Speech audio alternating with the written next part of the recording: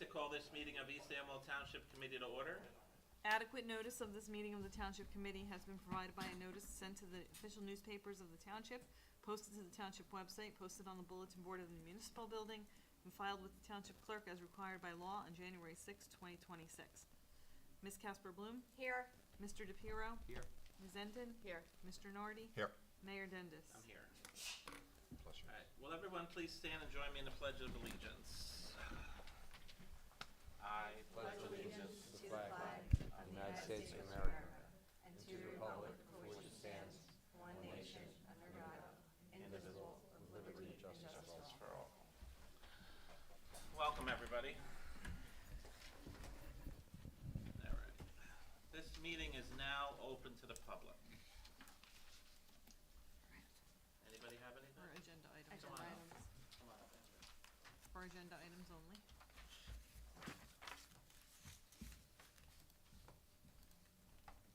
Andrea Bonnet, Ridge Road.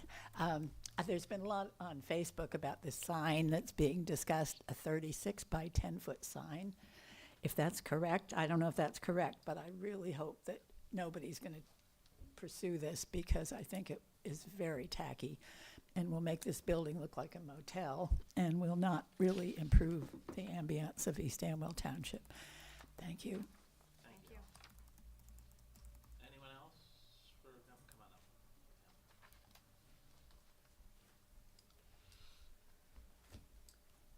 Similarly, I don't think the sign is consistent with the character of the town, and there's a number of problems with it. First of all, it's on the wrong side of the highway. It's going to be on the southbound side, but it's designed to be seen by the people on the northbound side. So it's on the wrong side of the highway. Therefore, it has to be, I believe, 15 or 16 feet taller than it otherwise would be, because it has to be seen over the tractor-trailer trucks. This was explained at the last meeting by the gentleman who presented it. So it's much taller than it needs to be. And in addition to that, it's out of the cone of vision of the people who are supposed to be looking at it. So a normal cone of vision is 22.5 degrees on either side of straight ahead. So the people going northbound, basically that's their cone of vision. This sign is outside of that cone of vision, so they're going to have to turn their heads, which means they're not going to be looking at the cars in front of them. So there's a potential for more accidents. So there's a lot of reasons not to do this sign. It's much too big. It's in the wrong place. It's much too high, and it's going to be a danger, and I hope you don't do it. So we clearly know who you are, but can you just state who Sorry. you are? That's okay. Tamara Lee, East Amwell. Thank you very much. All right. Anybody else from the public have anything on this? All right. Seeing there are no further comments, I'd like to close the meeting to the public without objection. All right. Approval of minutes. I need a motion to approve the minutes from March 2nd, 2026. Special meeting minutes in the March 12th, 2026 executive and regular session meeting minutes. So moved. I'll second it. Bev and then Al. All in favor? Aye. Aye. All right, special discussions. Let me just, I'm gonna just skip through this real quick and just talk about the budget real quick because we're introducing the budget. Would that be okay if I read about the budget? Okay. All right, so one of the things we're here for tonight, guys, is we're introducing our 2026 budget. And then I'll jump right back on track. All right. Just bear with me for about a minute, 30 seconds. This year's budget reflects our strong commitment to fiscal responsibility and priorities of our community. We've worked hard and made difficult choices to deliver a budget with no tax increase while continuing to fund essential services and invest where it matters most. This plan supports our rescue squad, provides funding for added targeted traffic enforcement to enhance public safety, and improves the quality of life with new tennis courts and multi-use pickleball courts. It also includes road improvements, necessary repairs to our municipal building, continued funding for our brush program, and the purchase of needed equipment for our Department of Public Works, along with providing funding for snow plowing contracting when required. In addition, it provides additional funding for dumpster service, expanding the program that directly benefits our residents. We are also proud that this budget can provide fair raises for our employees while achieving lower health care costs, benefiting both our workforce and our taxpayers. Throughout this process, we remain mindful of the physical pressures facing our residents, especially with the proposed 3.9% increase from the elementary school and a 3% increase proposed from the high school. Now more than ever, it's critical that we continue making thoughtful, responsible decisions.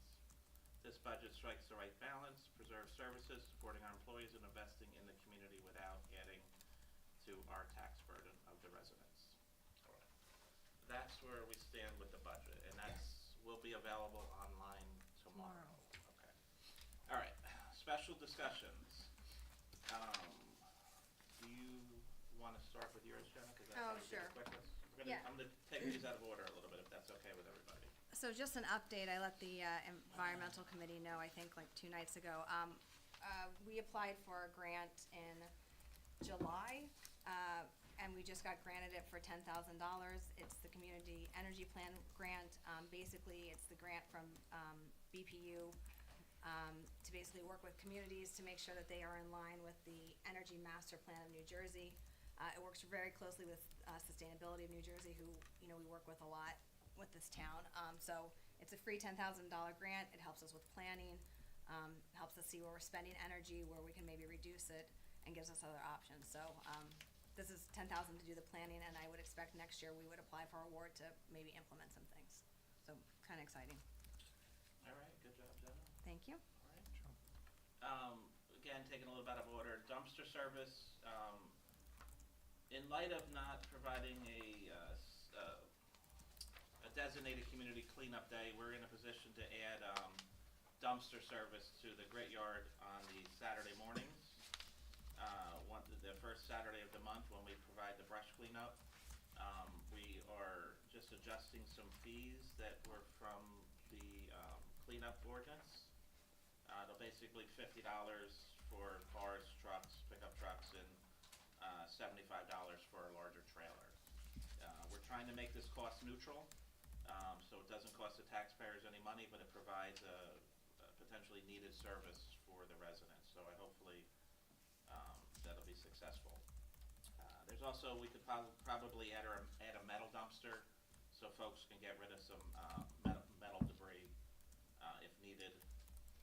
So stay tuned for more information on that, but tonight you'll see the first reading of the change to the ordinance that provided the fees for cleanup day. All right, Amwell Valley Ambulance Corps. So we've been, is anybody here from Amwell Valley? Are you representing Amwell Valley tonight? All right, we got their call sheet. That they've been agreed to provide monthly, and it looks like they're holding steady, probably about 50% of the calls, am I seeing? They're handling about 50% of their calls, which has been 55% maybe. It's been pretty consistent for the last, well, at least 2 years that I know of.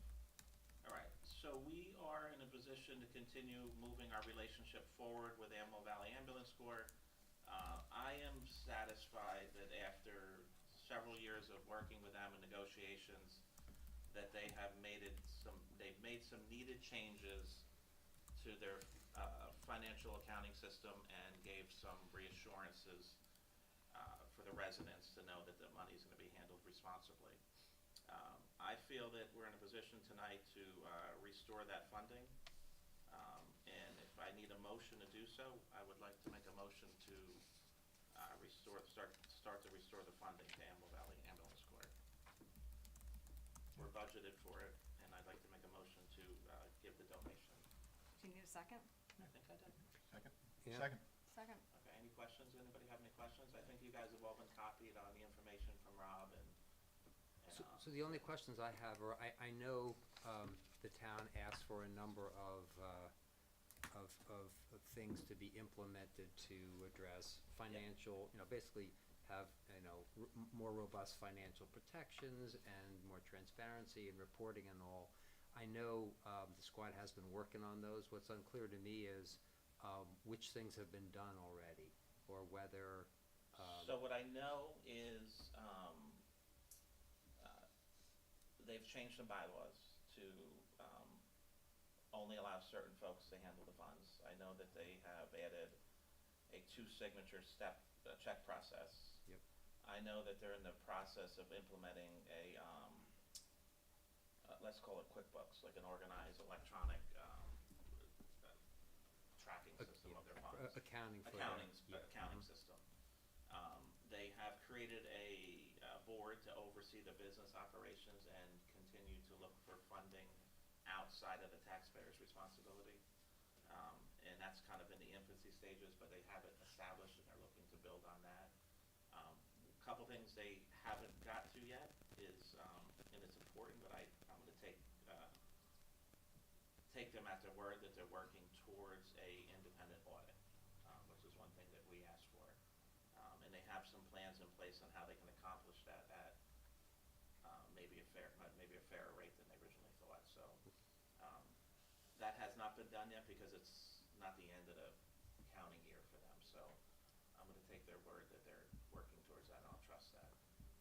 So for me, as I said last time, the last township committee meeting when some folks came and presented, I appreciate that they've been responsive to those requests and that they've started implementing. And I agree, like I was suggesting last time, that as you've suggested, it would be time for us to be able to start restoring payments. I think there was some talk about doing it quarterly.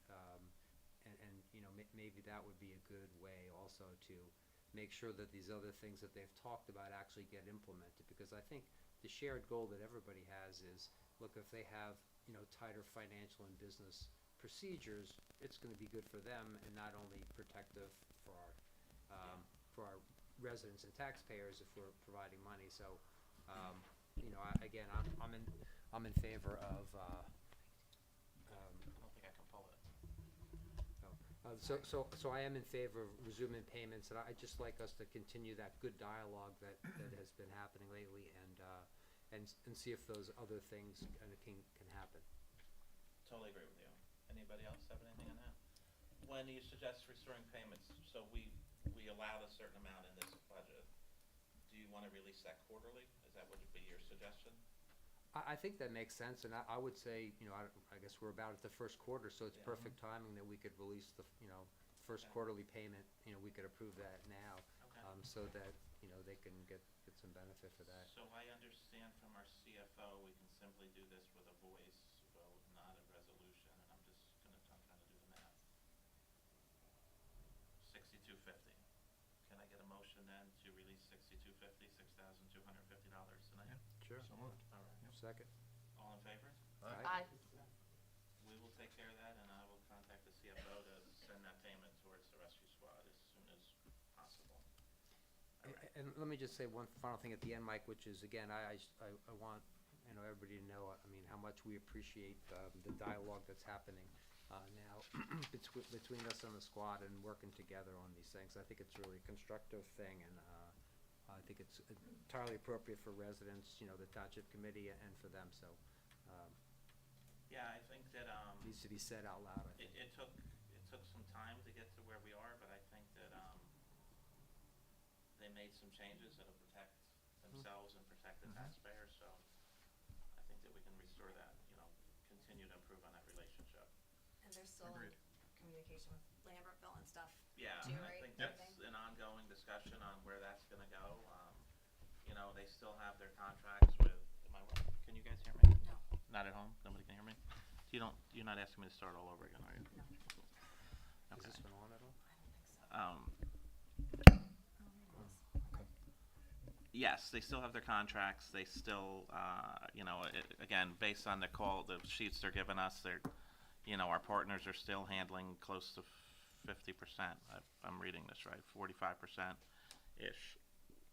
It's hard to, I should have highlighted it, but that's what I'm seeing, about 45% our partners are handling, so.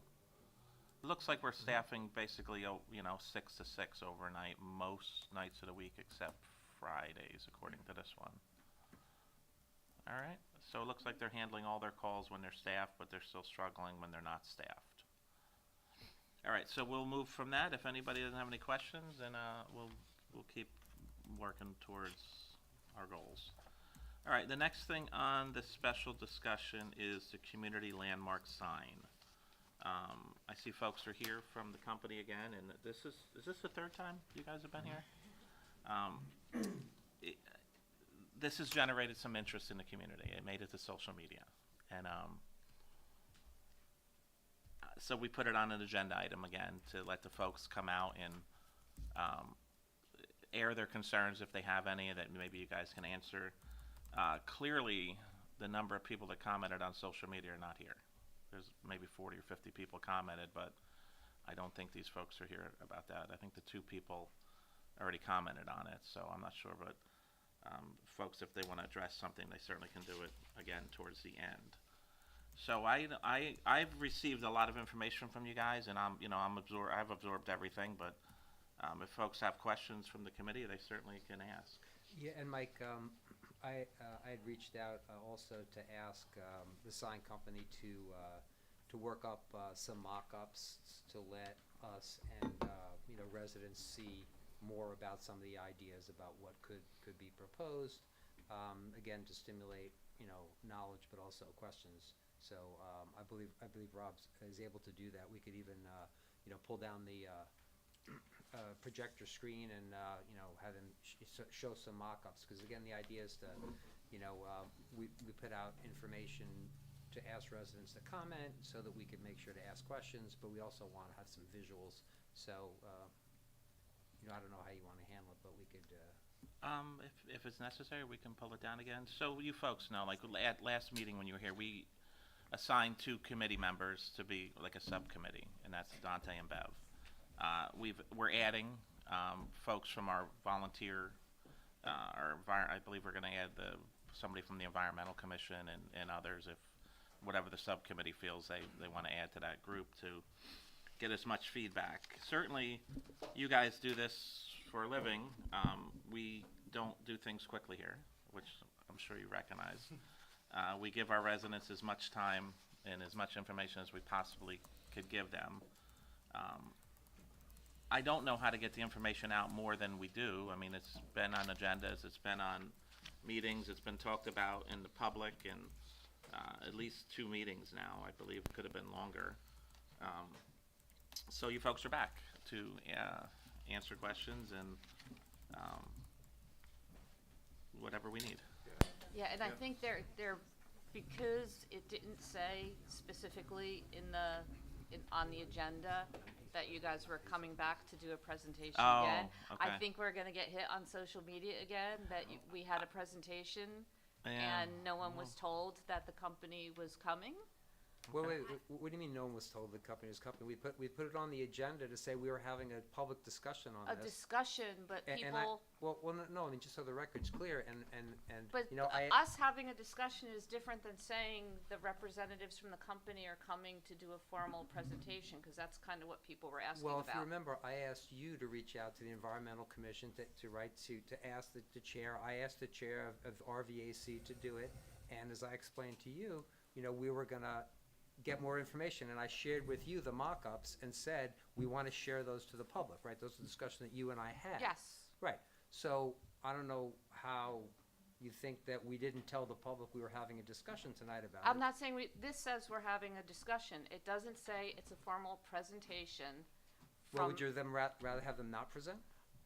I think if they're coming to do a presentation, we should make it very clear to the public that the company is coming and doing a formal presentation. I looked at this, I thought we were just discussing it again. I'm Well, on Township Look, Committee, I had no idea that I'm they were perfectly doing a happy if discussion. we ask them not to present tonight, if you prefer.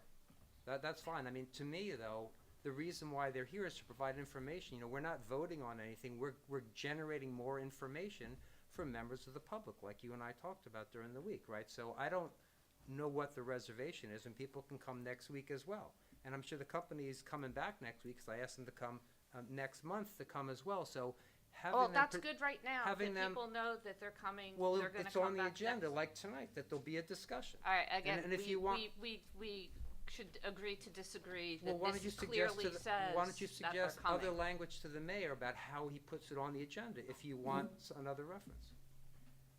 I think if we're having someone come to do a formal presentation, it should be clear on the agenda that we're Understood. having an outside party come to do a formal presentation versus us just having a discussion.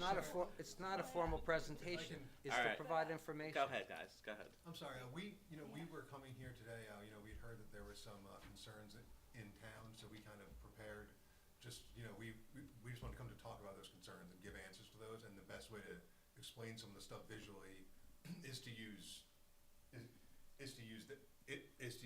visual cues for it. I mean, we didn't prepare a formal presentation, we just So wanted to come but talk to, Bev, talk to the town. So the I'm way I sorry for any see confusion. this is last month was their formal presentation. Yeah. What I'm seeing here is they're prepared to answer questions. We could have communicated better, and I could have put it on here that they were gonna be available, but it didn't cross my mind to suggest that, because to me, this wasn't a formal presentation, it was just the folks from the company, being present to answer residents' questions.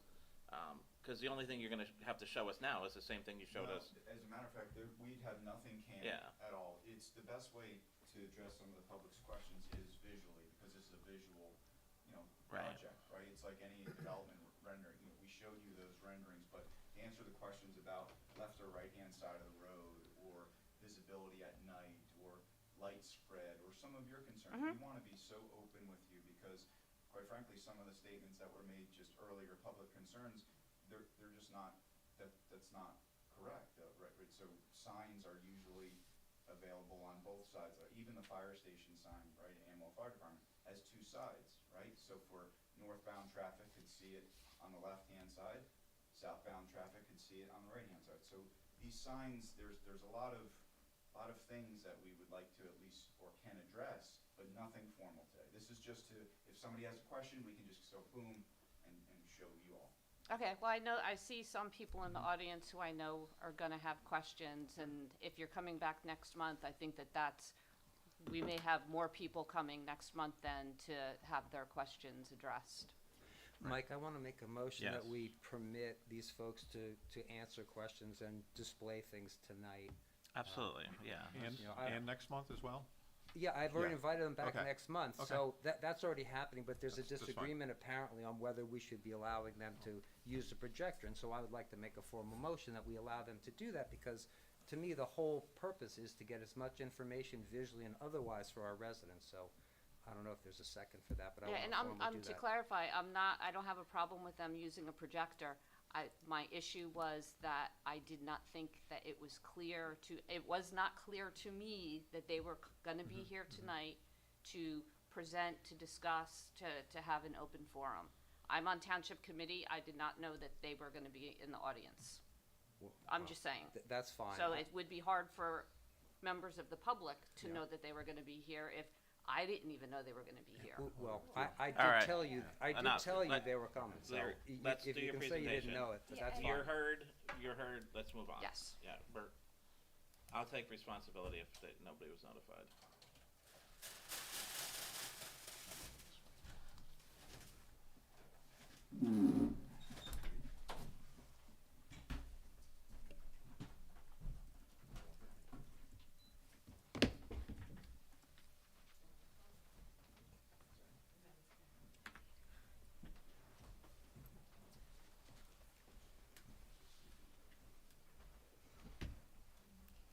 Welcome to your first meeting. Welcome to your first meeting.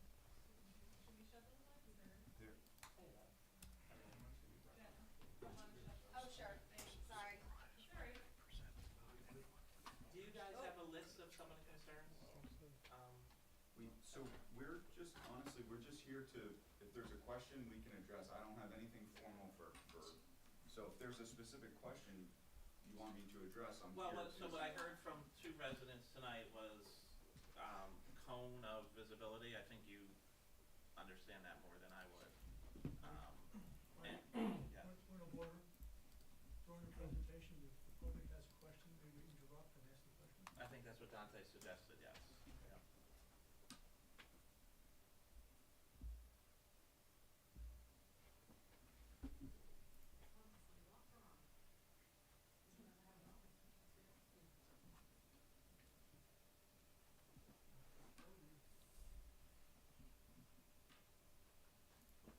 So one of the questions is, just so I understand it correctly, cone of visibility or size, or what would you, I'm just gonna kinda keep it on a general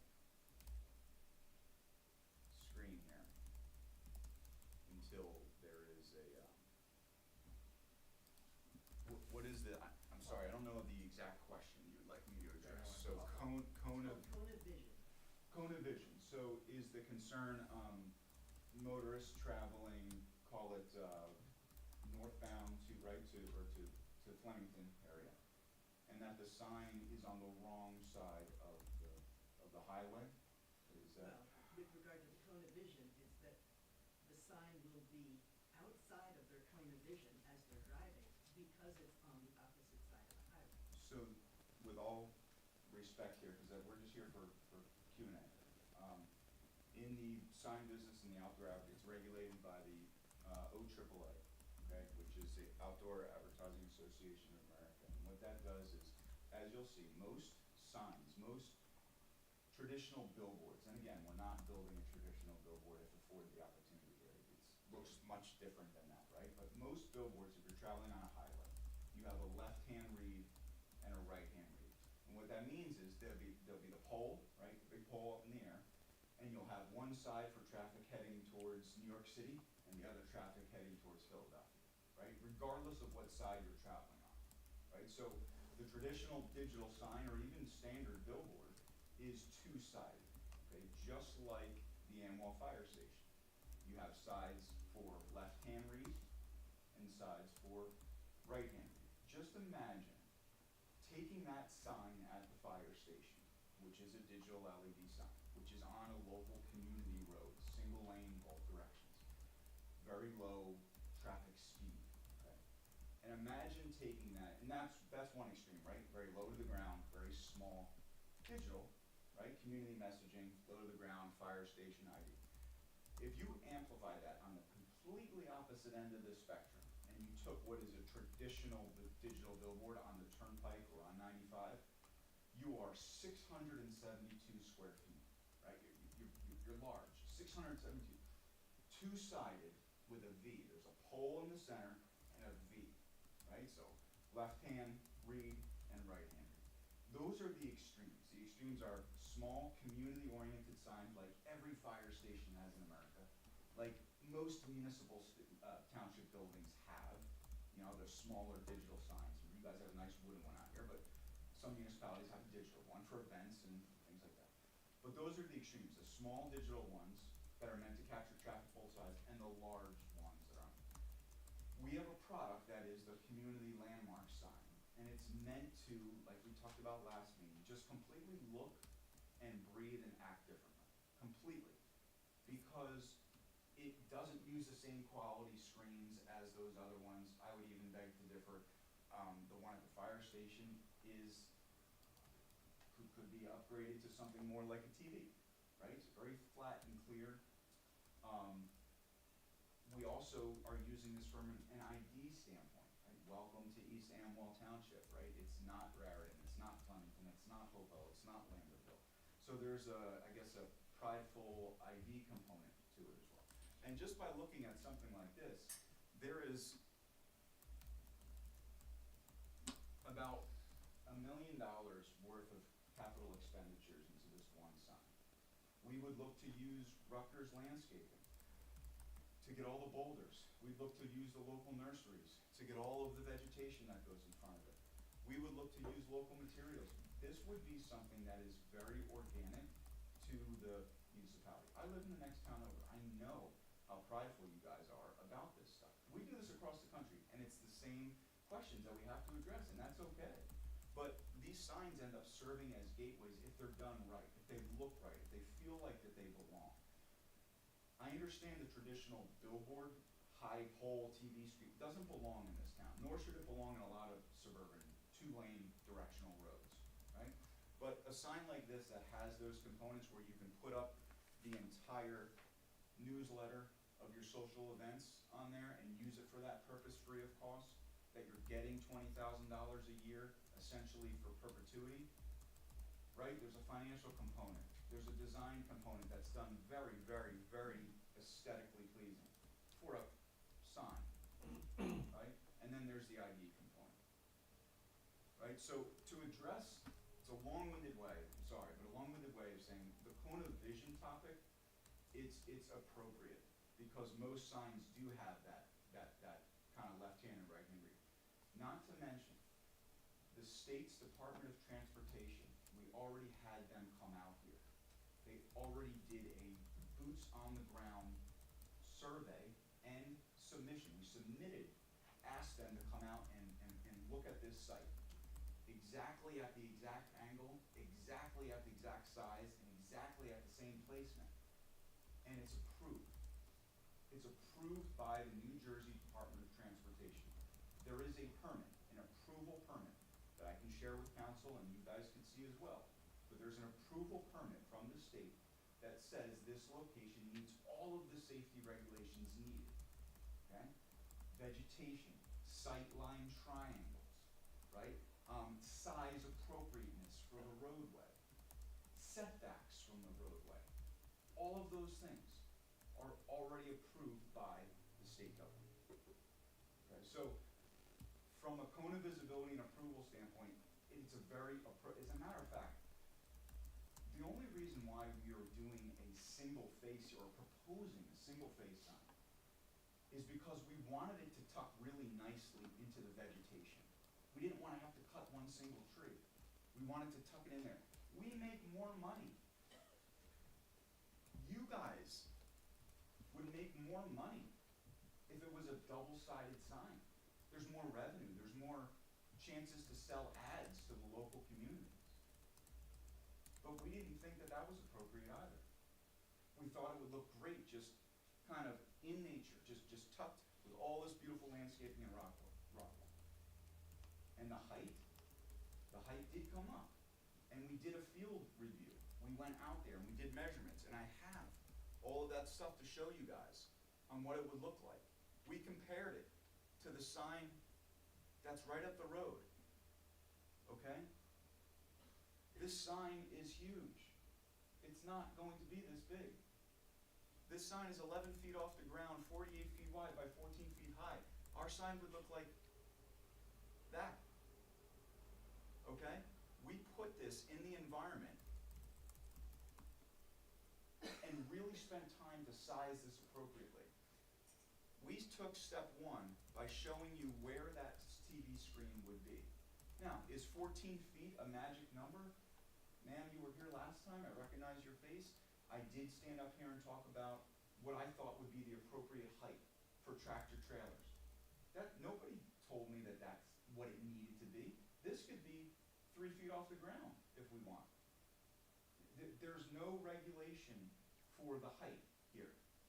I thought that it would be best for the advertisers, the landscape companies in town, the lawyers, the doctors, the dentists, who are going to be on the sign.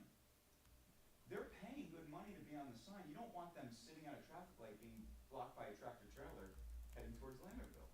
So I thought 14 feet would be the minimum, right? This can come down to 12 feet or 11 feet or whatever you guys want. But the bottom line is, we didn't want it high, we wanted it fit, we wanted it beautifully landscaped in the parking lot, we didn't want to cut one tree. But the cone of vision is not an issue. The approval is at the state level already. Size is absolutely appropriate. We didn't go with the big guy. And the fire station sign, if size was an issue, imagine taking that fire station sign and plopping it back in there. That's a safety hazard. You wouldn't be able to see anything. You wouldn't be able to see any text. People would be driving and squinting to try to see the content. There needs to be bigger's not better in our business. It really isn't. The appropriateness of the size, given the setback from the roadway, to be able to see the character height and the message that's on the board. Right? So those are all those things we took in consideration. Yeah, you can ask a question. First of all, what are your names? Rob? I'm John Case. John Case. Rob from Premier Media. Rob? What's the last name, Rob? DeGoria. Yeah, so I live right in Hopewell Township. I'm sorry. I work for a company called Strategies. Oh, Stratford, okay.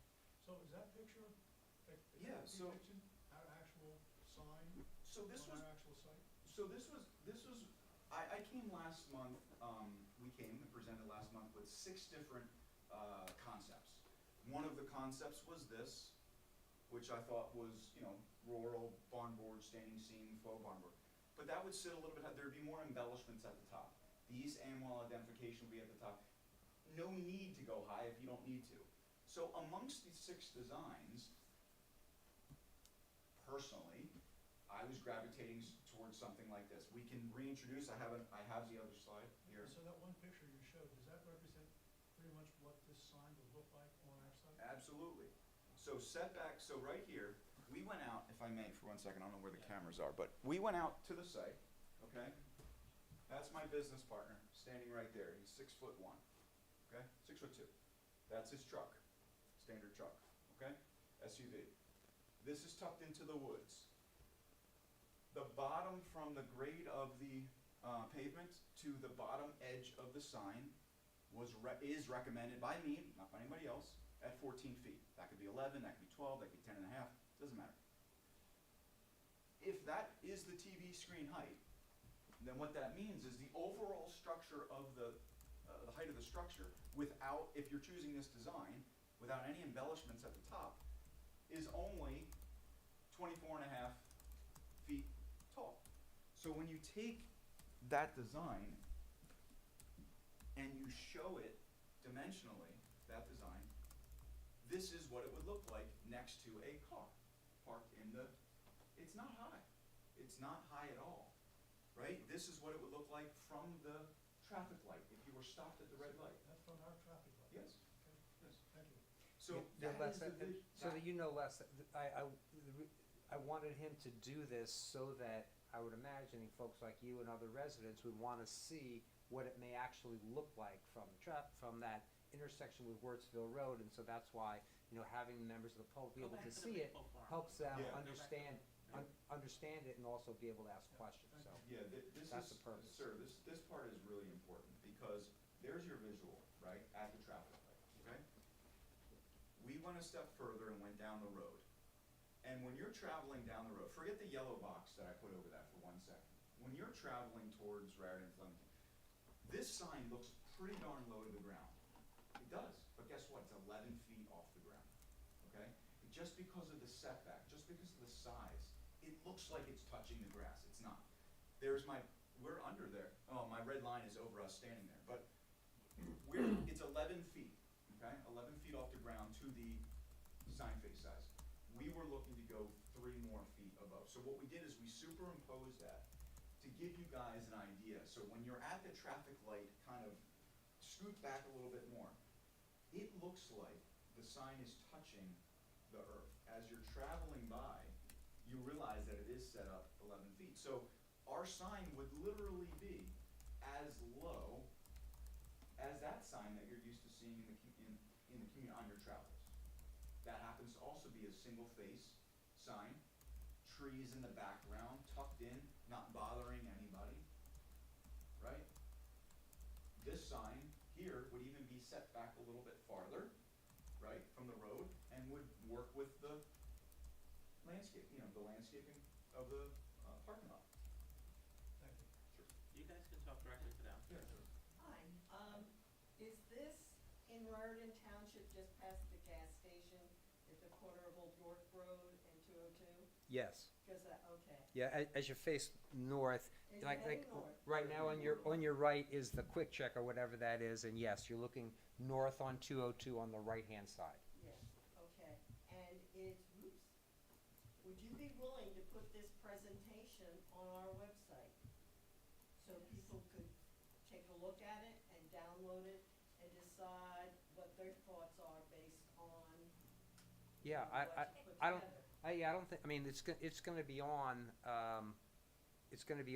you know, 'cause it's being videoed now, right, for the meeting, but I'm sure we'd have no problem, Mike, you'd have no problem if we showed the visuals, right? I mean, the whole purpose is Plus to. it was already on last month's too, but yeah, Yeah. if they wanna share it with us and Linda can load it to our website. if Well, that's what no, what I mean is like the visuals that they're Oh, yeah, asking yeah, about, Yeah, right? okay, that's fine. Yeah, look, and okay. Whatever we have to do to share as much information as we can, Yeah, that's and what we'll do. Is that an electronic sign, or is that just the typical? No, that's the old fashioned. That's the old-fashioned kind of thing. Mhm. All right, and Is that orange or brown? your sign would would not be on our parking lot pavement, correct? Correct. They're proposing it just north of that. Right, on the edge of the land owned by Sweet Valley. Right in the woods where we still own the property. You do own it, but on the other side is. Yes, is the going to the borderland, and north there's a toward, creek back there or towards something Sweet like Valley, that. yeah. Now, our parking lot is used as a staging area by JCP&L with their big trucks and stuff when there are storms coming by. And look, you've got one where you're seeing that there's a. Well, that's This not- happened last time too, that's not sorry, but reality. the street view doesn't seem to work.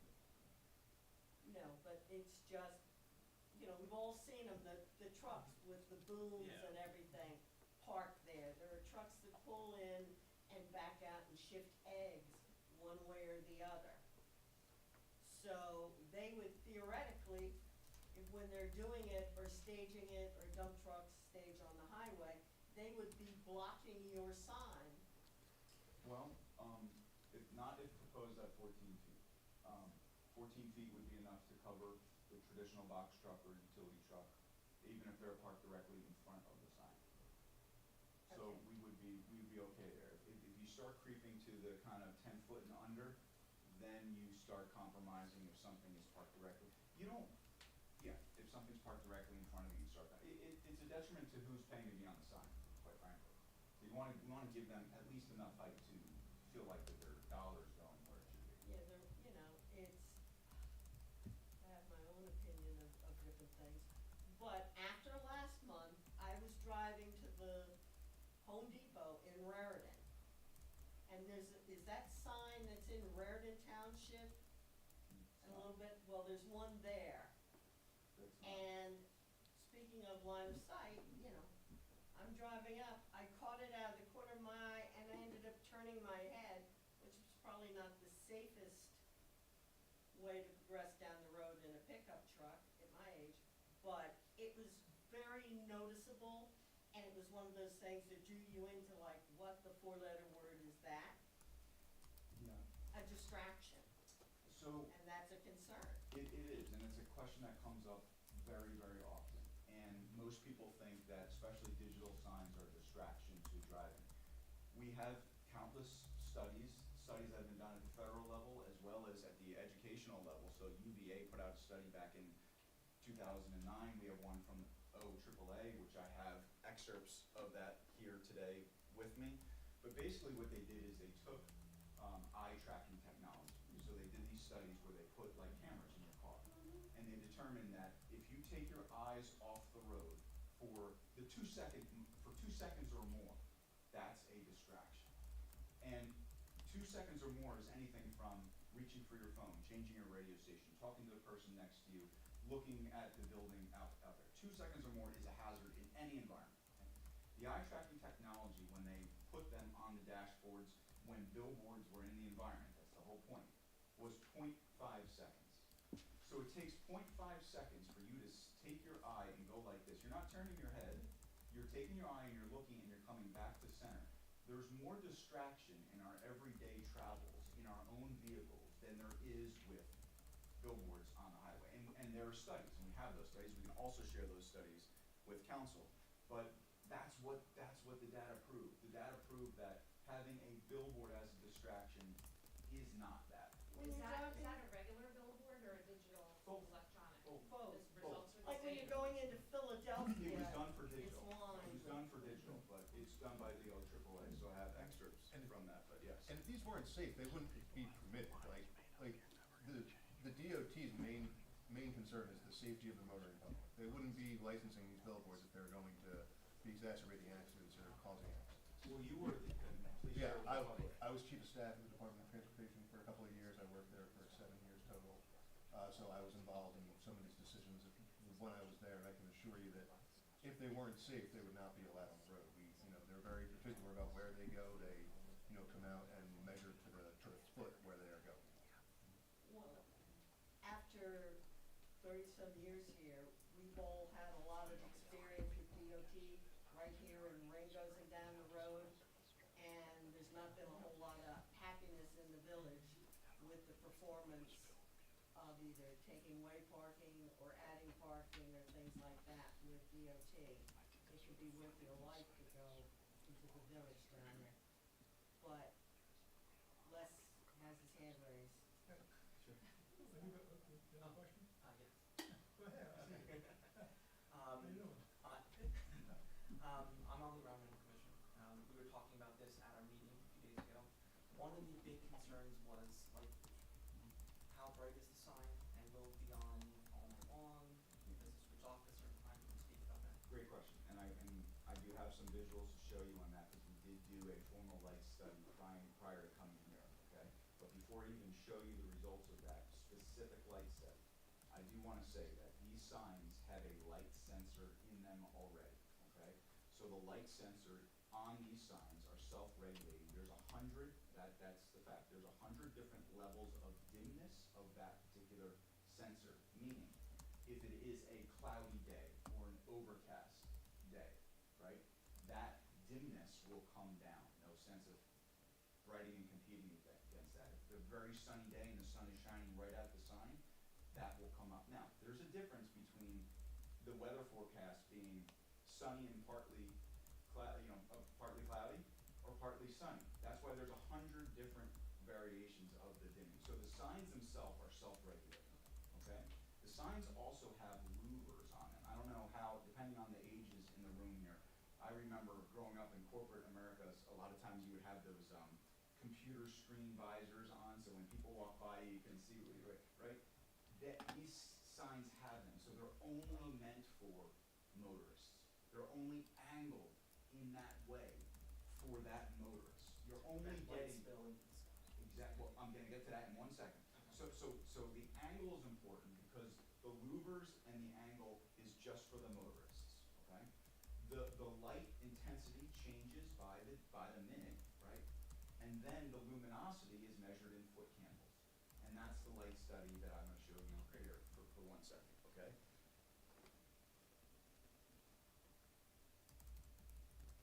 So, super quick, foot candle is the amount of light produced by a single candle when measured from 1 foot away, okay? For reference, a 100-watt light bulb produces 137 foot candles from 1 foot away, right? 1 foot away, you're seeing the flame, okay? 0.5 foot candles from 50 feet away, 0.01 foot candles from 100 feet away, okay? That's just to lay the context. Then, the OAAA, who monitors federally the outdoor advertising and sign business, okay, went on to produce and show the following stats, okay? What we did is we measured, so OA guidelines recommend the brightness for digital billboards are as follows. Light produced by digital billboards should not exceed 0.3 foot candles. Shouldn't exceed 0.3, okay? Please keep that number in your head, okay? 0.3. That's the that's the regulation, 0.3. So what we did is we performed the light study from this exact location, okay? I'll get to the visual in a second. Here are the numbers. The numbers show from 100 feet away, now the 0 degree is head on, to your point now. 0 degree is head on, okay? When you start going 20 degree, you're going off center 20 degrees, et cetera, right? So you're off center 70 degrees, you're almost laterally to the sign, okay? The fan looks like this, okay? So center is 0 degrees, okay? 20 degrees, 40 degrees, et cetera, okay? That's what the fan of light spread would look like, okay? But hold on to that 0.3 foot candle numbers, the regulated number, okay? These are only the measurements and the degrees, okay? Measurements and by the way, sitting at the traffic light, you're beyond, you're 400 feet away at the traffic light. The measurements are as such. 100 feet away, 0.3. 200 feet, 0.9, 0.09. 300 feet, 0.04. What this is showing that at the distance in which this is placed for vehicles. Now mind you, that 100-foot mark is not for cars traveling in that direction. You're at a minimum, at a 40 a degree spread at a 200 mark, 150 mark, 200 mark, you are looking at here, 0.07 foot candles. 0.3 is the maximum regulation. The summary in all of this, for everybody, this is super important, is there's a giant misconception in the business that a digital sign is this light spread type of thing, of air pollution to a very rural, suburban municipality. Not the case. Not the case at all. For those things I just mentioned, and the data, and the studies, okay? I'll give you one more example to just wrap this topic up. The billboard that you have within town in the farm, right when you get off of 31. Chimney Rock. Chimney Rock one, Chimney Rock, okay? That's a traditional billboard canvas, right? It has lights underneath. As a matter of fact, they're powered by solar, so there's little solar things actually. On a traditional static or stationary billboard, they have LED lights that are tucked underneath the sign that shine up on that sign. Guess where that light goes at night? It hits that sign and spreads into oblivion, into the farm, into the ambient light gets increased on traditional billboards all across the country. Believe it or not, the digital billboards, they get a bad rap because of this, and that's not the case. What causes more light spread is all those gazillion traditional billboards that are out there that have those LEDs shining up on a white piece of canvas. Not to mention, this location at this very building, there's a gas station right across the street that illuminates, I'll stop there. The ambient light at this location between the parking lights and between the gas station and the cost of the gas, guys, light pollution is a non-factor. Yeah, that answered my question, thank you. Would you say that this meets our dark sky ordinance? Have you seen the dark sky ordinance? I have not dipped into Mainly it's to your, keep the light from going up. well, So it's horizontal. it is like, it is, with the louvers and with the dimming, it is just for the motors. There is no spread. You can see the spread is I follow up on this, we're talking about the sign brightness right now. Mhm. I'm used to lux and lumens, but if someone's standing 10 feet from that sign and looking at it, will it be damage to his eyes? Well, he's looking at the sign when it's the brightest, looking right at it, will that damage, from 10 to 20 feet away, will that damage his eyes? damage. I don't I'm know how just to answer. asking. Yeah, I really don't know how to answer the question. It's like as a kid when my grandmother said, "Don't sit close to the TV." I don't know why anybody would stand 10 feet in front of a 36. You never know, I'm just asking. Yeah, no. Because we have volunteers and, you know. Yeah, this is. The other question I have is on electromagnetic radiation. And you probably have all these answers, I'm just asking for one Yeah, information. sure. Will that interfere with police and fire radio transmission? What about somebody who's got a pacemaker, who stands next to the sun? No, I am not an expert on pacemakers and standing next to billboards with a pacemaker, so I'm just gonna, Okay. yeah, sorry, I can only speak to what No, I know. just Yeah, I'm asking. not going to just make I'm something. asking about the Right. safety of the sign. Yeah, the reality of it is, unlike Broadway in New York City, unlike the Strip in Las Vegas, right? Those are horrible examples. That's not what this is. Those are pedestrian signs, okay? This is meant for motorists, right? Traditional outdoor advertising billboards, and this is, you can classify it as such, but you can see it doesn't look like that. It's meant for motorists. Yeah. Again, I'm asking for an exception, where someone may be looking at it, interested in looking at it, or someone comes to our parking lot that's got a pacemaker.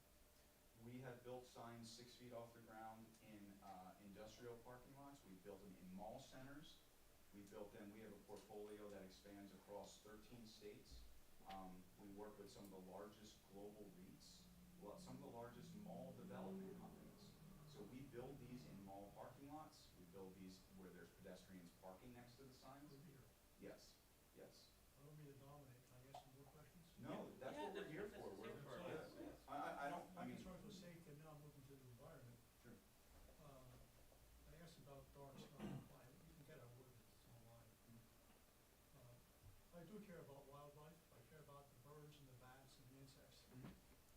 data about bird strike, bat strikes, and the effect on insects? What I can say about that is, and you can see our website of some of the stuff we've built.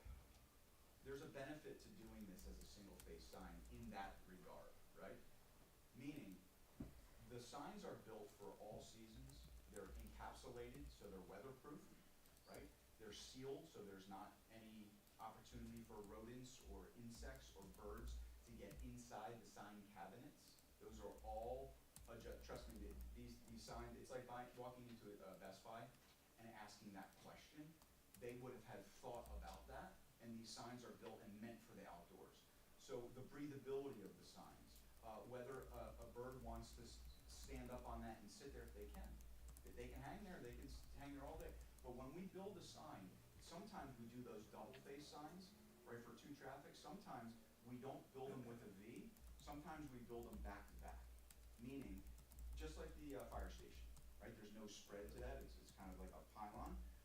We always would enclose those on the top with perforated metal, on the bottom and on the sides and the top for breathability from the sign, but also so birds don't get in there and nest.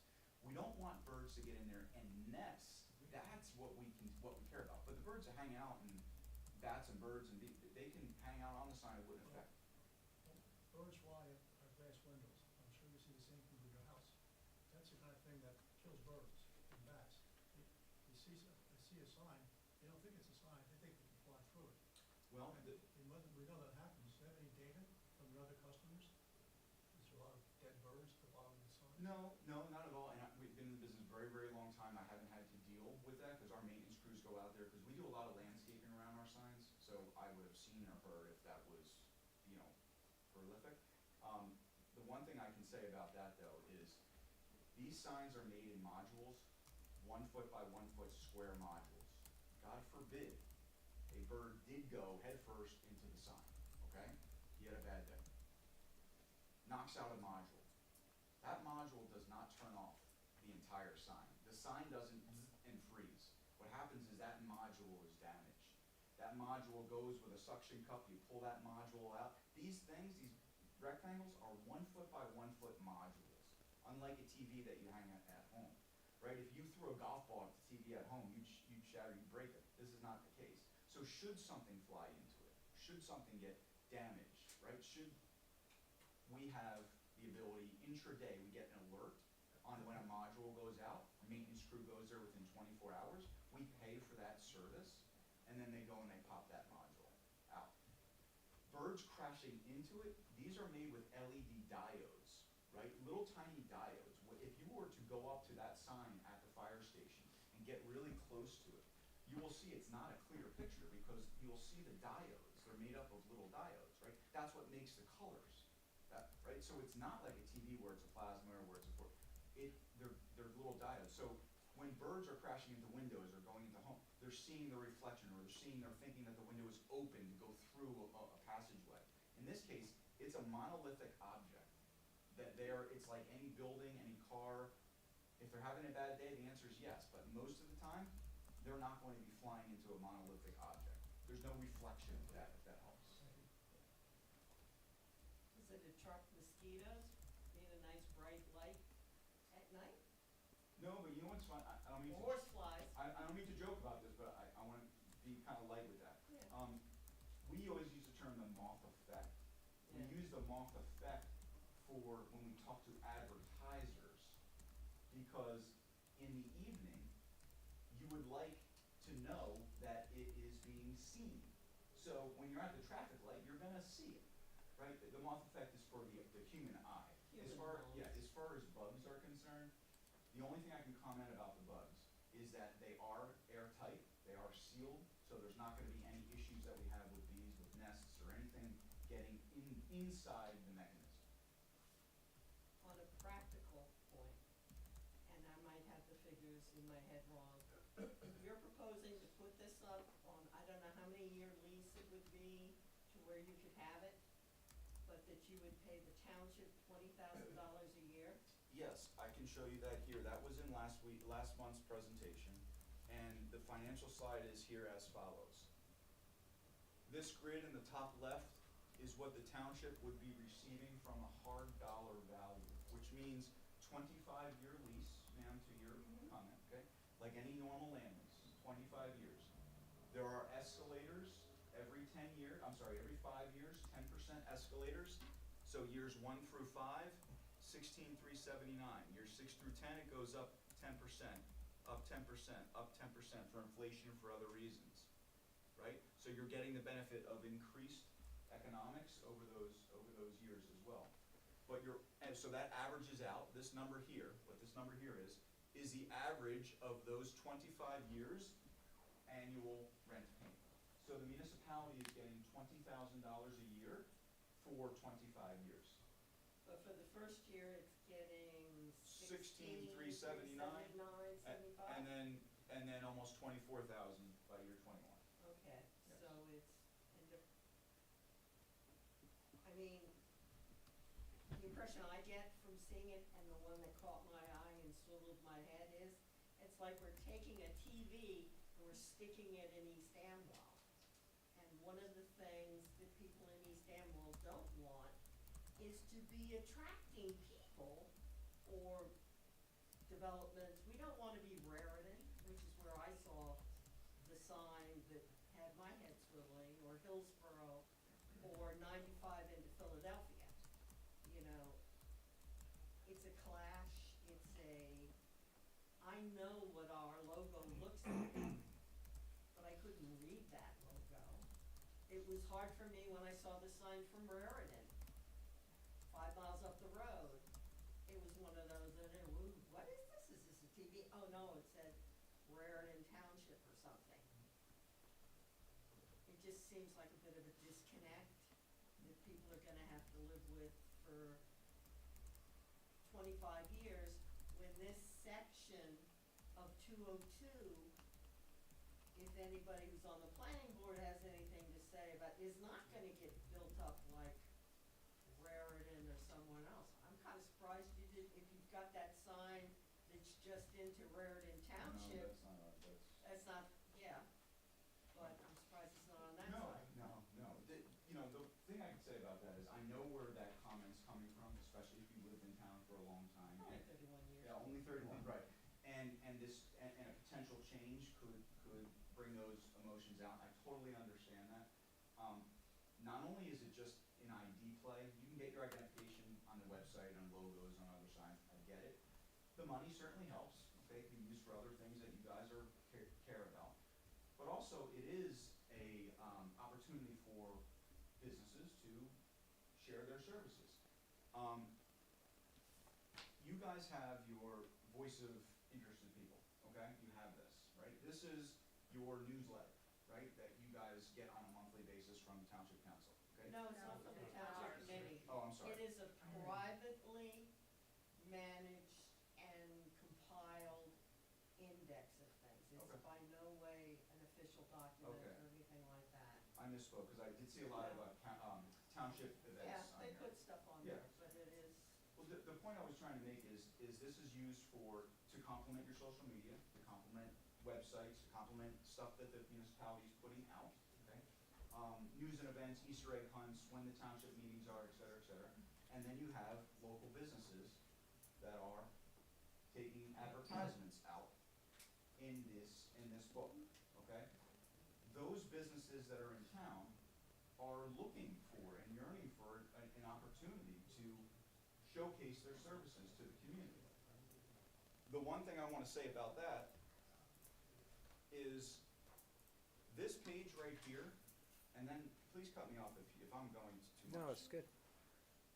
This page right here is our industry's top advertising clients of who would go on the signs, okay? So no matter where we are in America, because like I said, we're all across the country, real estate agents, electricians, HVAC companies, lawyers, well, first of all, I even would the top, put lawyers at number 1. even, yeah, these aren't in any particular Yeah. order, but these are essentially the top ones. And notice they're seasonal, annual. So you have real estate agents, all year round businesses. You have HVAC companies, hot and cold, right? You have lawyers, electricians, doctors, dentists, medical, landscaping companies, snow removal, plantings, automotive, hospital. These are the core clients that you would see. This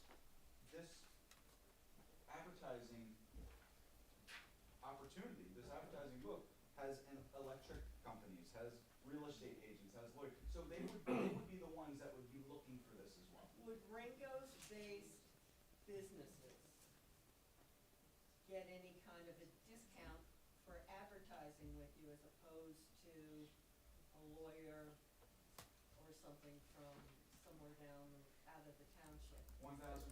We do that. We built 3 installations in Howell Township out in Monmouth County. One right at their municipal complex. Okay, same exact story as this. Okay, what Howell Township did, you mentioned social media, Mayor, is when the community was asking, what is this thing going to look like, right? How is this going to operate, right? Township Council put out a Facebook message page proactively and said, this sign is going to be not using taxpayer dollars, the local businesses are going to be using it, there's going to be a discount for anybody's business who is in a 5-mile radius, can actually use the sign at a discounted rate, okay?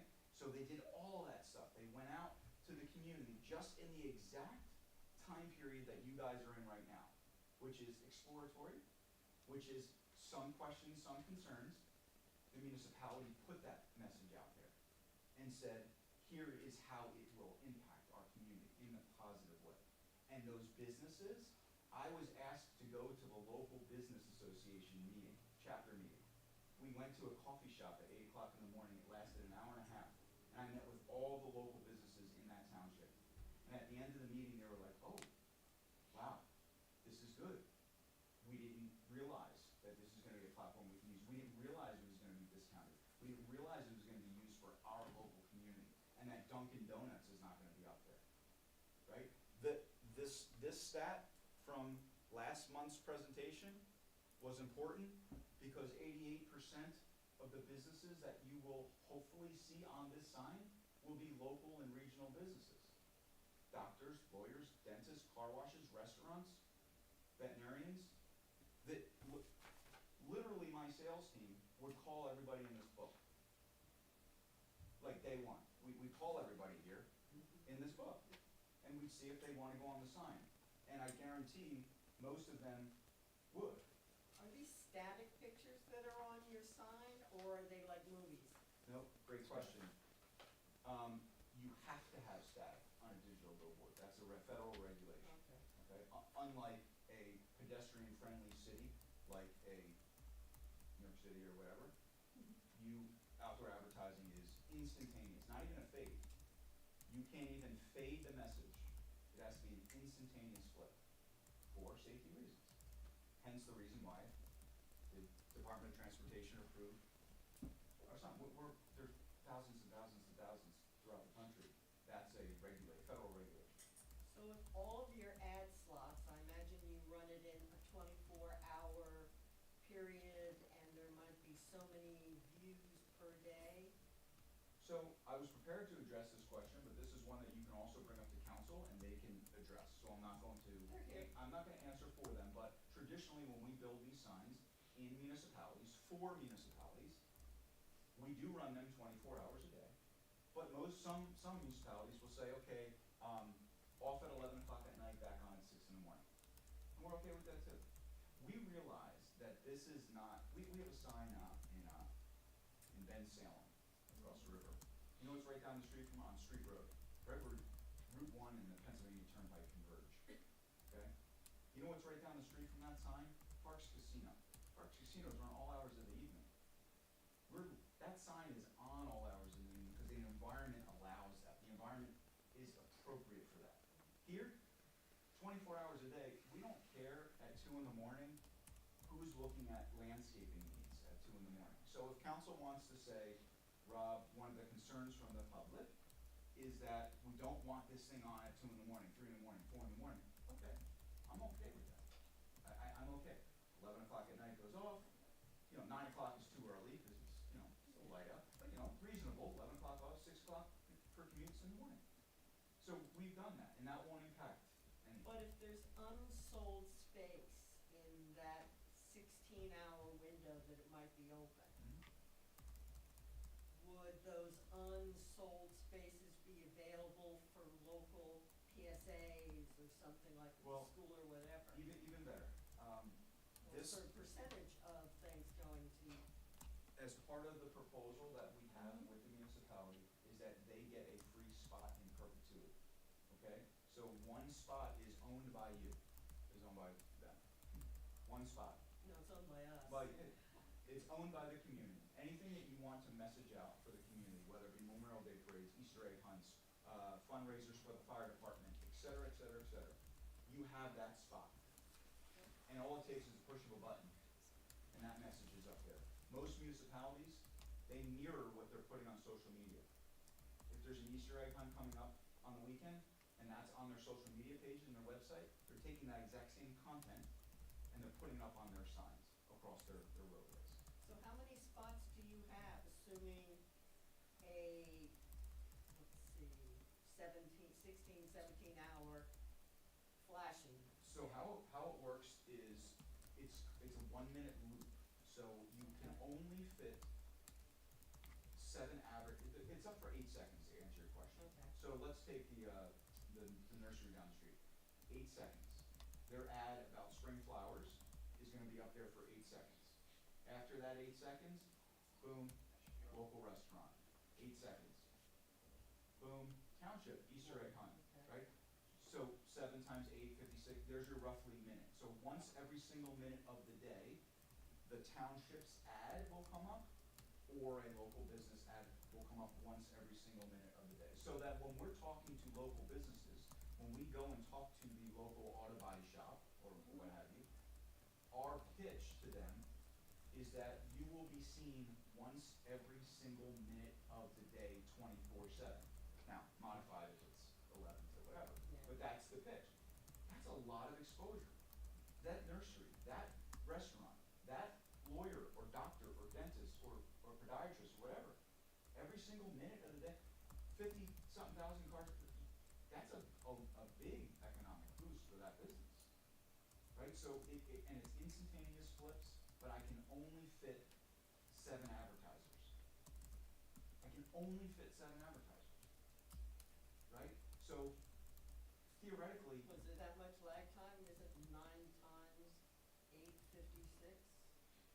And you're talking about 67, doesn't matter. yes, Yeah. So, 56, so let me jump in, because to follow up, I'm asking the same question. So the township only gets one spot. How many total spots are there in a day? 7. 7. Okay, so that one spot would be for township, for perhaps the rescue squad, perhaps the fire department, Yeah. or perhaps the fireman, okay, so we have to rotate that to that one spot? Well, when I was up here last time, hopefully I didn't misspeak, because there was representatives from the fire department here last time asking for some stuff.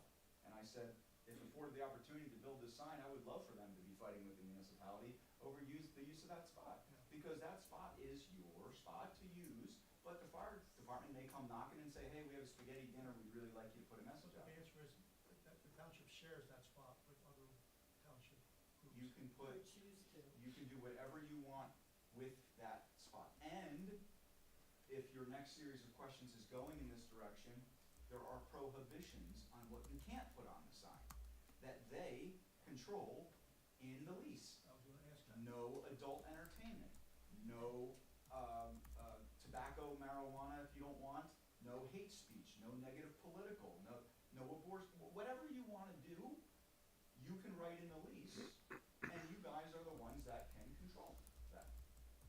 Okay? So it's your spot to use. But the township doesn't control the advertising spots. No, because they're not in the advertising sales business. The township sits back, collects the monthly rent payment for 25 years, and gets a free ad to use at their leisure. Oh, no. It's really a good deal. Let me ask you, again, I'm just asking questions. Hmm? What happens if the township, a future township gets sick of the sign and wants, before 25 years is up, and Mhm. wants to get rid of it? They have an option to, There's language in the lease, and that will be for the township attorney to review and discuss, but our template that we use, again, throughout the country is, if there is a development or redevelopment of the premises, and the premises being the footprint of the sign, like if you guys wanted to build a public works 6-bay shed for your tractors or trucks, and you wanted to use that spot, well then, the answer is yes. If you just wake up on Tuesday and say, then, you know, no, yeah, I mean, that's traditional land lease, Good answer. yes. And is there a payback? In other words, if you choose to cancel or to build that shed and it's in year 7 or whatever it is the township and the taxpayer obligated to recoup any losses? I don't know what it costs to put one of these things up. About $1 million. Okay, about $1 million.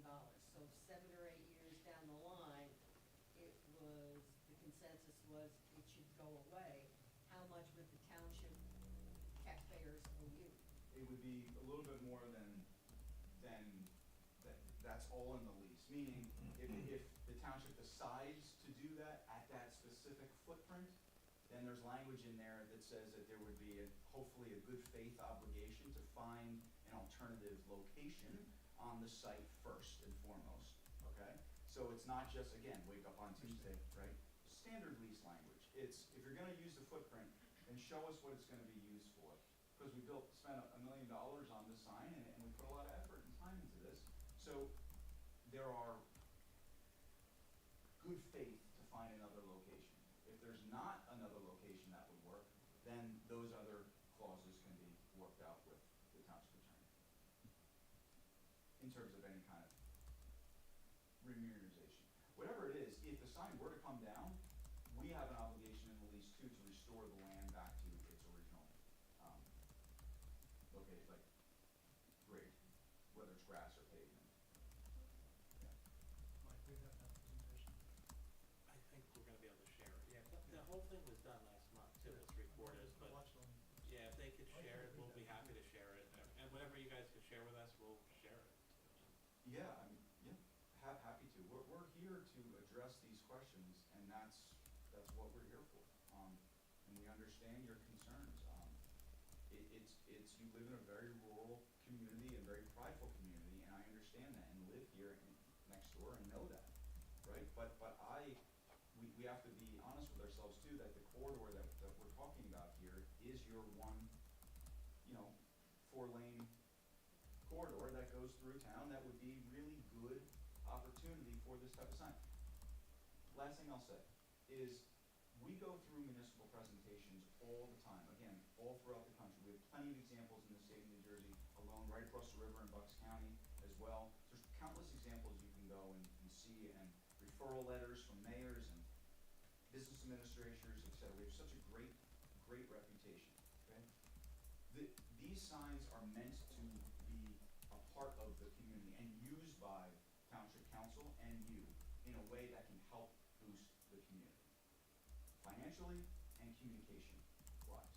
That's the whole premise of what we do, right? And we care so much about making the signs look like they belong that other people think we're insane. When I tell you $1 million, it's $1 million. That's a lot of money. It doesn't have to cost that. I don't have to put the rocks and the landscaping and all the barn board and the letters and all. No, some of these municipalities, it's just a stick in the ground with a TV screen. That's not what we're talking about here. We care about making it look like it belongs.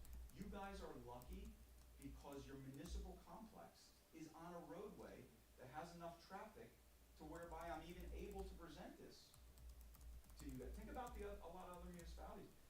Their municipal complex or fire station tucked away kind of in a small road. You guys, you can activate a portion of your land that you're otherwise paying your public works department to cut the grass over there.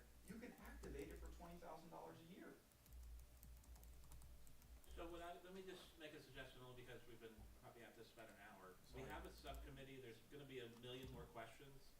Why don't we, move on with our meeting? I think you guys answered a lot of questions, but let's funnel the questions towards, Dante, Bev, and Ally. I think you're gonna be on the subcommittee with us if you accept the role.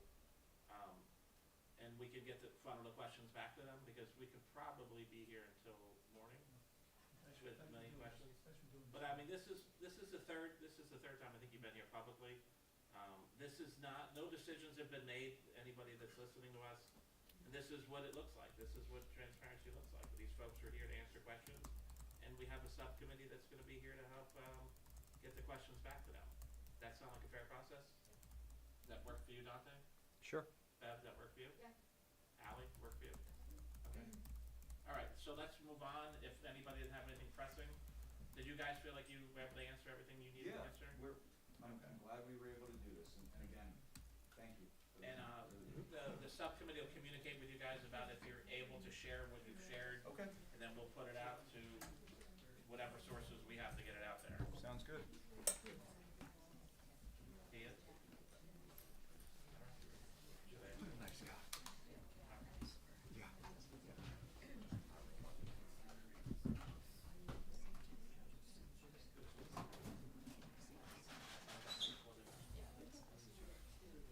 Jeff, do you wanna join?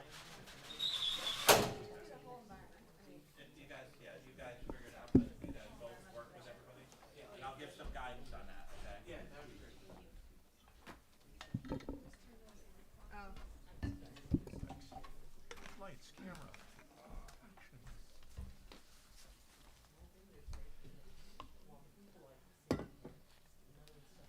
All right, are we back? Oh, we never went off. been run off.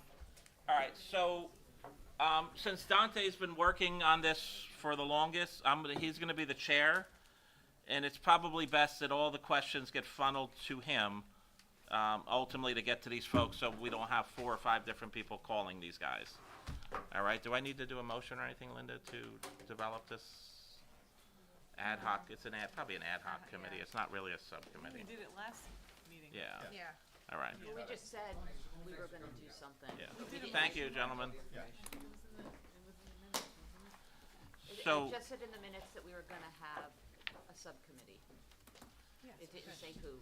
Yeah, so, No, it didn't say who, but I thought we did, yeah, a motion to do the subcommittee. Yeah. But it just didn't say who. No, last time it said Bev and I.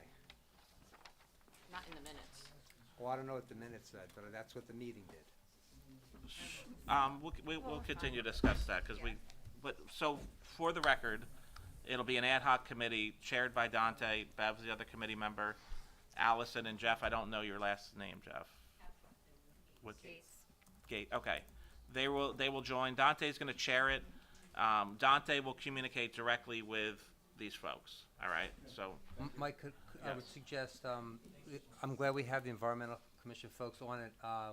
When you and I were at the RVAC meeting, we invited that committee chair, and vice chair as That's- well. yep. You okay with one of them? yeah, so doing what, it? here's my default position, you're the chair, you Okay. make the committee into whatever you want. Okay. And fair you enough. report back to, get the questions to those folks, and Okay, good. and we'll continue to discuss it. I believe so folks, we're gonna continue, this conversation, right? It's not over today.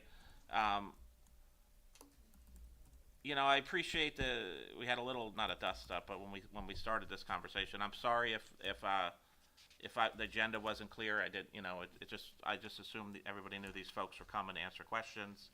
I'll work with Linda next time to make sure that's written on the agenda. I didn't tell you that.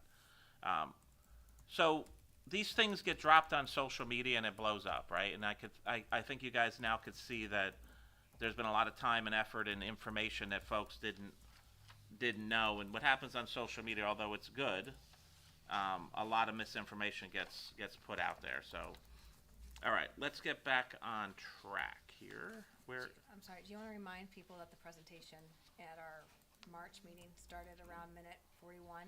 If they wanted to watch the whole thing last time. So in I regards to believe the- you just reminded them. I did, so there you go, so there was about an hour presentation last time that people can watch as well and Yes. get the information. All Minute right. 41. So for folks that are listening and paying attention, no decisions are being made. This is gonna continue, I assume probably for the foreseeable future as we continue to develop information. All right, I'm still on consent, I'm still on We're on number You're good, you're on- 10, number 10. I'm on 10? Yep. Ordinance? All right.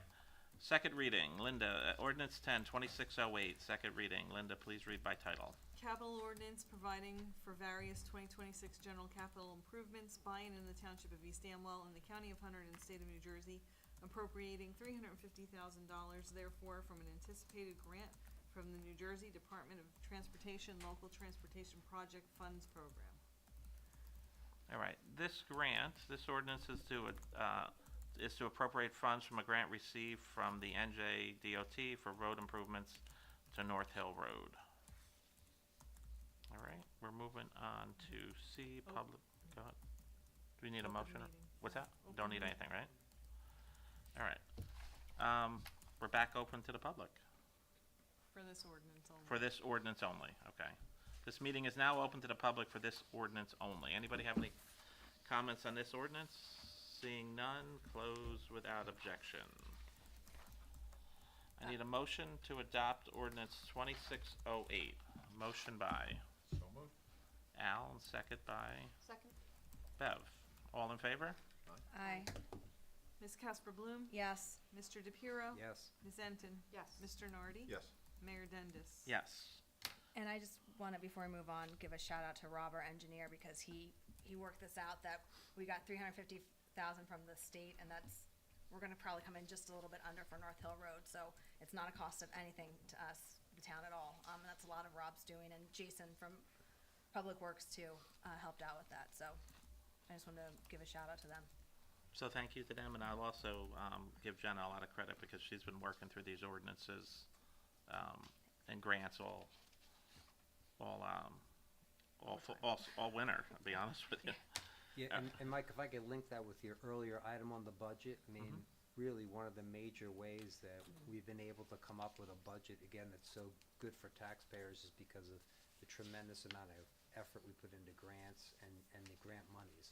And so Yeah. I underscore, I mean, I appreciate what you're doing, Jenna, because that really helps us with the budget, and we're staying tight on the taxes. Yeah, there's a lot of road work being funded outside of East Amwell tax dollars for sure. Yeah. All right, ordinance 2609, second reading. Linda, please read by title. Capital ordinance amending ordinance 2518 to authorize the facility improvements at the municipal building in the Township of East Amwell, County of Hunter and State of New Jersey, and the expenditure of $170,000 from a grant awarded by the New Jersey Department of Community Affairs. All right, explanation. This ordinance is to correct an administrative error made on ordinance 2518. The funds are being appropriated from a grant awarded by NJDCA, not the Capital Improvements Fund. This meeting is now open to the public for this ordinance only. Any questions on this ordinance? Seeing none, close without objection. I need a motion to adopt ordinance 2609. So moved. Motion by Jenna, Second. second by Dante. All in favor? Aye. Aye. Ms. Casper Bloom? Yes. Mr. DePiero? Yes. Ms. Enton? Yes. Mr. Nardi? Yes. Mayor Dendis? Yes. All right. Ordinance 2610, first reading. Linda, please read by title. An ordinance to exceed the municipal budget appropriation limits and to establish a cap bank, NJSA 40A:4-45.14. All right. This ordinance is an annual budgetary item that allows the municipality to exceed the appropriations limits if the need would arise. Could I please have a motion to introduce ordinance 26-10 with a public hearing date of May 14th, 2026? Motion by Al and seconded Second. by Bev. All right, item 13, ordinance 2611, first reading. Linda, please read by title.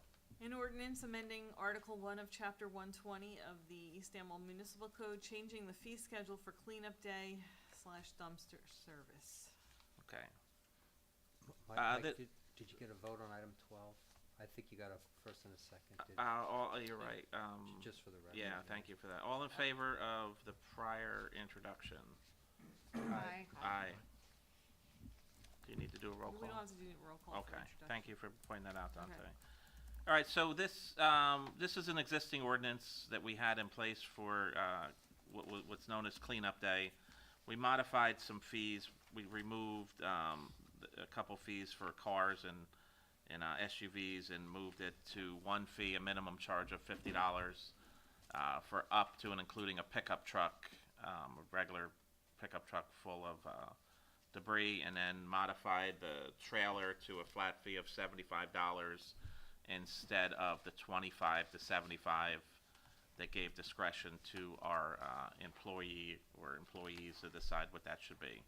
There's more to come on this dumpster program we're going to run, but we first have to we have to amend the ordinance in order to start the program. So I wanted to get it started as early as May, but it looks like it'll be pushed till June only because we need another month to keep moving the ordinance forward. All right.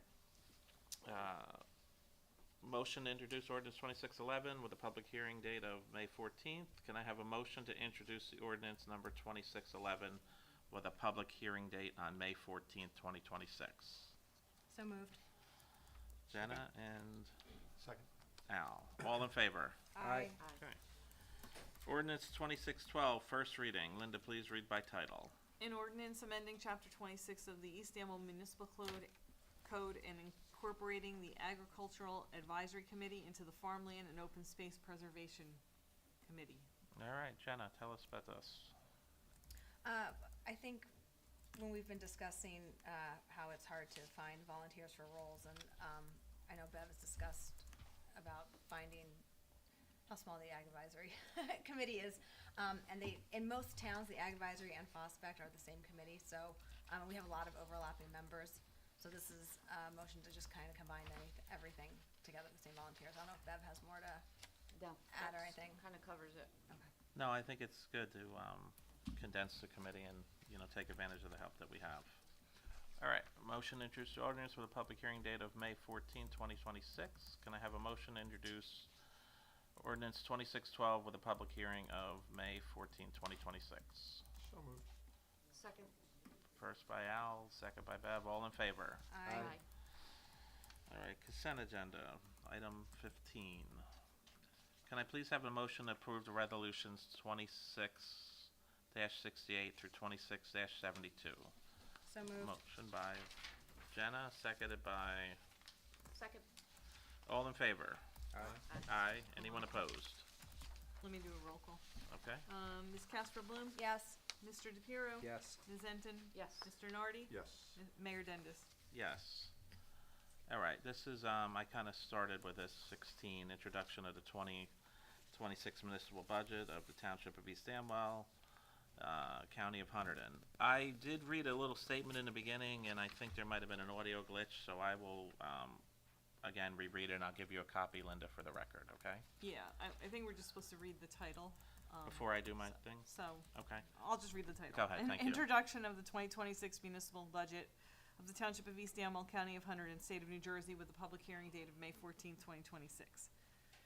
Okay. Can I please have a motion to approve the resolution 26-73? So moved. First by Jenna, seconded by Second. Al. All in favor? Aye. Anyone opposed? Ms. Casper Bloom? Yes. Mr. DePiero? Yes. Ms. Enton? Yes. Mr. Nardi? Yes. Mayor Dendis? Yes. So what I read when the meeting started, and I think maybe I had a microphone glitch, to talk about the budget, and it'll be online tomorrow. This year's budget reflects our strong commitment to fiscal responsibility and the priorities of the community. We worked hard and made a difficult choice to deliver a budget with no tax increase, while continuing to fund essential services and invest where it matters most. This plan supports our rescue squad, provides funding for added targeted traffic enforcement to enhance public safety, and improves the quality of life with new tennis courts and pickleball court at Clawson Park. It also includes road improvements, necessary repairs to our municipal building, continued funding for the brush program, and purchase of needed equipment for the DPW, the Department of Public Works, along with snowplow contracting money when required. In addition, it provides additional funding for dumpster service and expanding the program that directly will benefit our residents. We're also proud that we're able to provide fair raises to our employees while achieving lower health care costs, benefiting both the workforce and the taxpayers. Throughout this process, we remain mindful of the financial pressures facing our residents, especially with a proposed 3.9% increase from the elementary school and a 3% increase from the high school. Now more than ever, it is critical that we continue making thoughtful responsible decisions. This budget strikes the right balance, preserving services, supporting our employees, and investing in our community without adding to the tax burden of our residents. We'll have a hearing on the budget next month, all right? So what am I on, 26-74. This resolution is to award a contract for the Mountain Road Section 1 and 2 roadway improvements plan to Riverview Paving. Can I please have a motion to approve Resolution 2026-74? Motion by So moved. Second. Al, then Dante. All in favor? Aye. Anyone opposed? Ms. Casper Bloom? Yes. Mr. DePiero? Yes. Ms. Enton? Yes. Mr. Nardi? Yes. Mayor Dendis? Yes. 26-75, this resolution is to award a contract for the tennis court project to Keystone Sports Network. Can I please have a motion to approve Resolution 26-75? So moved. Oh, second. I got Jenna, then Dante, or vice versa, it doesn't matter. All in favor? Aye. Anyone opposed? Ms. Casper Bloom? Yes. Mr. DePiero? Yes. Ms. Enton? Yes. Mr. Nardi? Yes. Mayor Dendis? Yes. Item number 18, can I please have a motion to approve the April 9th, 2026 bills of the evening? Motion by So moved. Bev, Second. Al. All in favor? Aye. Anyone opposed? Ms. Casper Bloom? Yes. Mr. DePiero? Yes.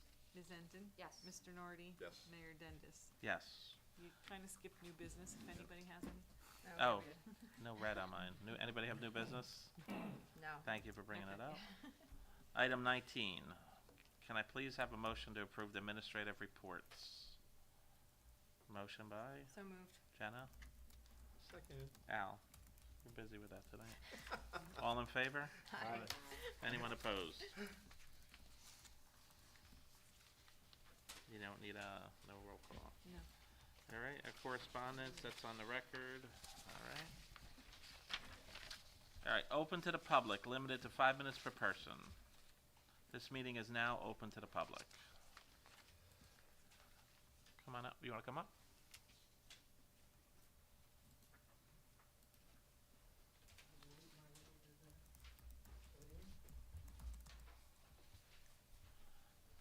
Francis Gavigan, East Amwell.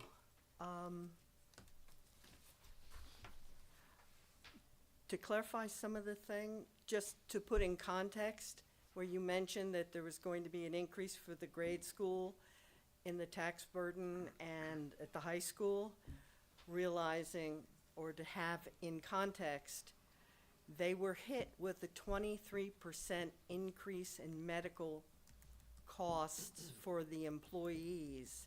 So this is not like, oh, they're putting up a candy store or something.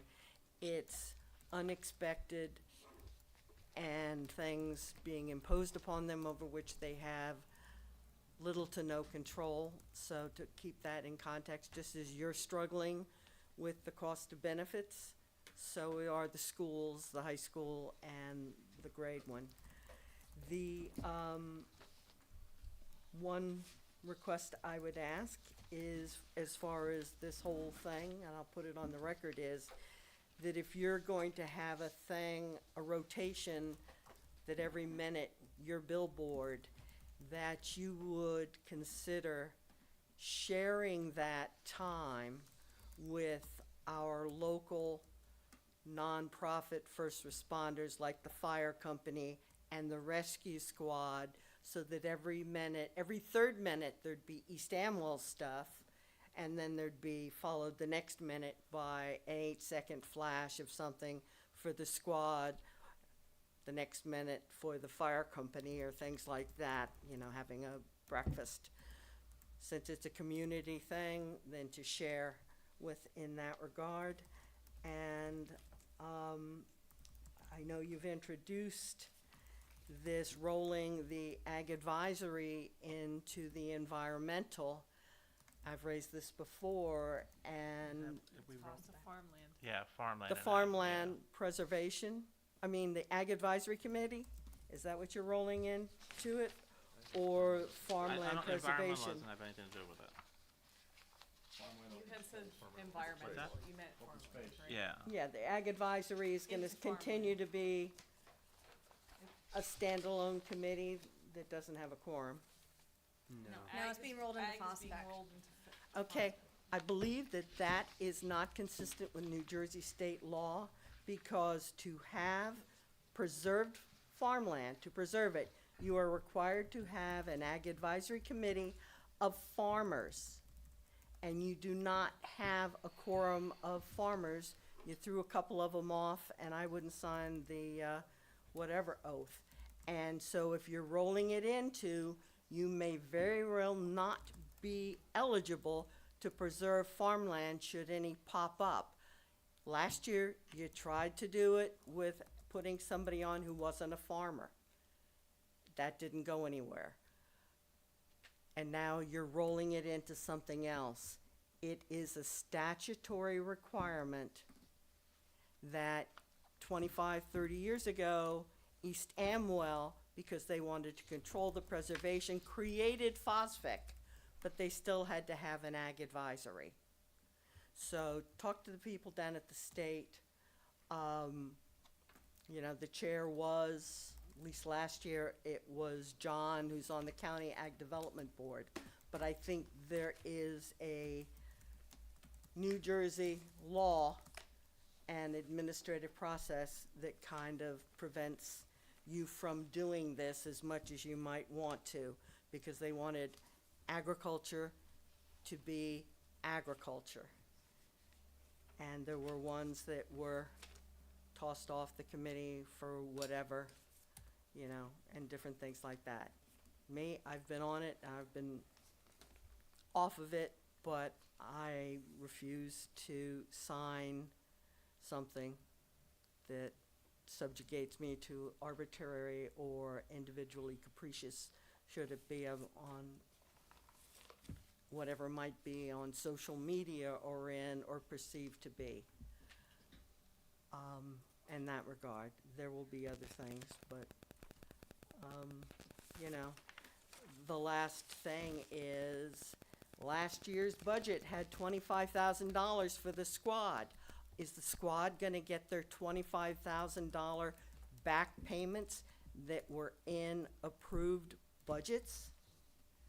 You know, so even, ooh, you're gonna nickel and dime them quarterly for this coming forward, but there's $75,000 that's out there that has not been paid. And as I So recall, the your bid. 5 minutes is out. All right, well, there was a $111,000 bid. Going back to the good old days before you messed it up is not gonna be good enough to support the squad. You're right. Anybody else, comments from the public? All right, seeing there are no further comments, I'd like to close the meeting to the public without objection. All right, so with that being said, there were just Mike, for the so record, many keep- things stated there that are not true. I think that needs to be on the record. I don't know anything about throwing anybody off a farmland preservation committee, and that seems to be factually inaccurate. As far as this merger, have we legally, is this? Frank and I we've looked at all the state, well, really Frank has, once this, it's not like this was just an idea that we put down on paper and was like, hey, let's do it. We've talked to Amy, We've looked at the Yeah. applicable administrative code provision, that's 2-76-17A3. And we've also spoken to Steve Bruder at the Department of Agriculture down in Trenton. Okay, which I know we do our homework. So almost nothing that resident said is factually accurate. no. And that's unfortunate, because that's I'll how, call them and ask them. that's how misinformation gets spread. All Mike, right, go ahead. there was one other thing, Frances had mentioned she refused to sign a document that she says the town was making her sign. For the record, I think we should just reflect that that's the code of conduct that all of our volunteers sign, that they will basically, you know, treat each other with respect. So in Right. case there's ambiguity of what that document is, it was the code of conduct. Yeah, it's a standard code of conduct form. Okay. Do you wanna speak to the healthcare costs we're looking at? So, Yes, there's, so when we built our budget, we are faced with the same rising healthcare costs also that every other government and school is being faced with. Yes, they are on, some of the costs are uncontrollable by us. We don't control the increases. But we work hard not to pass the whole entire cost on to the community. And I stand by that budget because that's the right thing to do. We cannot, as governments, continue to pass these costs on to the taxpayer. It's unsustainable, and everybody knows that. So there are ways to do it. I'm not on those boards, and I'm not being critical of those boards. I'm only merely mentioning to the residents of East Amwell that we dug deeper not to add an additional tax to the residents because they're looking at about 7% that's been published. Part of it from the high school, part of it from the elementary school. I don't have the exact number in our healthcare, but I think it went up about 18% year over year. So, yes, we are managing that cost. We're dealing with that cost, and it's a hard thing to do, but it needs to get done. And again, across the board, these budgets are not sustainable when you're raising taxes 6-7% a year. All right. Anybody else have anything? You guys, did you clarify some of those misstatements? There was one other thing that I made a note on. The resident mentioned that we ruined the rescue squad. Again, that's factually inaccurate. We asked for reasonable financial oversight before we decided to give taxpayer money to that organization. It's been well documented, well talked about for years now, and I don't want to continue to bring up all those issues because I told the folks that are representing the squad that I'm looking forward, and I believe they corrected those problems that we were concerned with. Therefore, we restored the funding. But it's simply factually inaccurate to state that anybody from this committee ruined the rescue squad. Didn't say ruin, you started a mess. Okay. All right. Anybody have anything else from the committee? All right. Being there's no further business, I need a motion to adjourn. So moved. Second. All right. Dante Danell. Get over it. Yeah. And carried unanimously adjourn the meeting at, I have 8:47.